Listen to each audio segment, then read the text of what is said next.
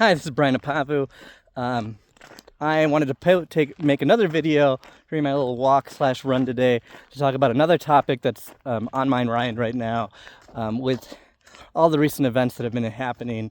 So, I want to put a focus on the situation that happened with Charlie Kirk's assassination. As yesterday, people know, there is a young individual in his early 20s who seems to be the primary suspect for Charlie Kirk's assassination. And one of the things I observed really quickly is that there is a very high degree of rush of judgment about how this person ended up doing what they're doing. By all accounts, this person seems to be a very smart individual. Got a scholarship, had a great GPA, but at some point, decided to do something terrible. And the thing is, when you look on social media, there's so many people that have tried to figure out if he's on the left wing or the right wing, was he influenced by whatnot. And I think about this all about the way, even for me as a neurologist, is diagnosing disease. I can't diagnose a disease of somebody that is I've never met in a town that's far away. I can't do that. For me to diagnose a disease, I have to meet somebody. I have to perform a comprehensive physical exam. I have to take a comprehensive physical history of present illness. I may not diagnose the disease right away. I might need to do a bunch of tests. It may take me over a week or longer. But in society, some person we've never met, hundreds of thousands of miles away, does something horrific, and we all want to galvanize social media with its algorithms to tell us what their pathology was and what caused it. And everybody seems to do that with their own preconceived biases and their political background and what they believe and don't believe. I think as I thought about this, the other thing I kind of realized, I didn't really pay attention to Charlie Kirk very much, but I've spent the last couple of days watching more and more of his debates, and what I'm finding is that people will post his debates and have very different opinions about their interpretation of the same conversation that he might have with another individual. Some people might watch a video and think he's racist, and other people watch the same video and think that he is respectful to all of the races in front of him. Some people will watch a video where he debates somebody that's transgender and think that he is transphobic, and other individuals will think that he gave tremendous respect to those individuals. And that is just absolutely fascinating to me right now.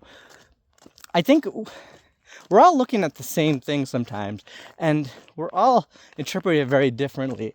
And people are saying right now that we need to be listening to each other. I don't know if that's the problem. I don't know if we have a listening problem as much as we have a comprehension problem, where we have a problem with critical thinking.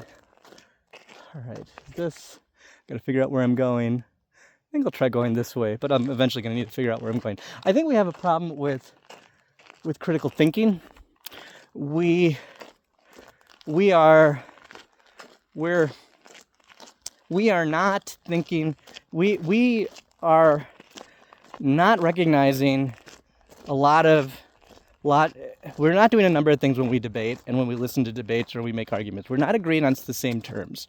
We're using words that mean different things to different people, and we're never starting our argumentation by agreeing to the terminology that we're using. We're debating to win, not to understand our differences and achieve consensus. We are not acknowledging or even recognizing logical fallacies, the fallacy of reification, circular reasoning, ad hominem attacks, the fallacies of the consequent. So many of them. I think the algorithms get it. And they use it against us because they know what can provoke our emotions. The algorithms know that they harness the fact that we're emotionally driven. We tend to have a high time preference to act on information rather than a low time preference to critically think about the things that we're saying and make good decisions. And they use it against us, and they use us for us to be a pawn in the game where, dividing us allows for them to generate more ad revenue and whatnot. Big reason why I really like Nostr right now, because I think Nostr allows you to know the algorithms that are being used rather than other platforms. But I think we have a comprehension problem rather than a listening problem. I don't want to be prescriptive right now, but I think we can spend a lot less time. I know I'm posting this on social media, but I think we could spend a lot more time talking to people in environments like this, like literally touching grass. I'm gonna just for the purpose, I'm gonna touch some grass right here. We can actually touch grass and talk to one another in person. I think you want to talk to people you disagree with. You want to make sure they're safe. I think we're all worried that people that disagree with us are not safe. I think most people are good.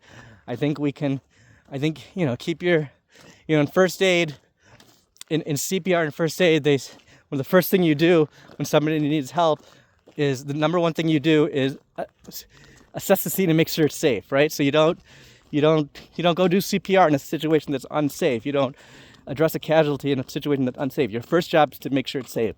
Same thing. Number one, when you interact with somebody that you disagree with, make sure they're safe. But once you do, start talking to them and talk to them in person. I think, think about road rage, right? People say the nastiest things in the protection of their car, but once they're in front of somebody and they start to engage with them, and if one of them starts really diplomatically, the temperature is going to tone down. And I think we need to do a lot more of that than, getting worked up on the algorithms on social media. And I also think I want to say, I've thought about this, I'm criticizing social media, but that doesn't mean you have to get off of social media. Think about Neo in the Matrix. Neo was the one. Neo was needed to help, free people from the Matrix. But he would never have done that if he didn't re-enter the Matrix, right? What he did is he understood the Matrix. And that's what made him save the world. And it's in the same way, I wouldn't necessarily say you need to get off social media completely, but you need to understand the algorithms that are controlling you and controlling us. And when you make decisions in life, make sure that you understand. When you're dealing with social media, make sure you understand that there's an algorithm there, and make sure you recognize these things. Just like with critical thinking, you need to know when you're debating somebody, what are the logical fallacies at play? Where's the fallacy of reification? Where's the fallacy of ad hominem attack? Where's the fallacy of the composition? Where's the fallacy of the consequent? You need to take all those to really debate better and argue better. And in the same way, when you're on social media, you need to know that the algorithm is there. And if you understand the algorithm, and if you have a desire to create value in this world, then that's what you do. You go back into the Matrix like Neo. So I hope this video was helpful.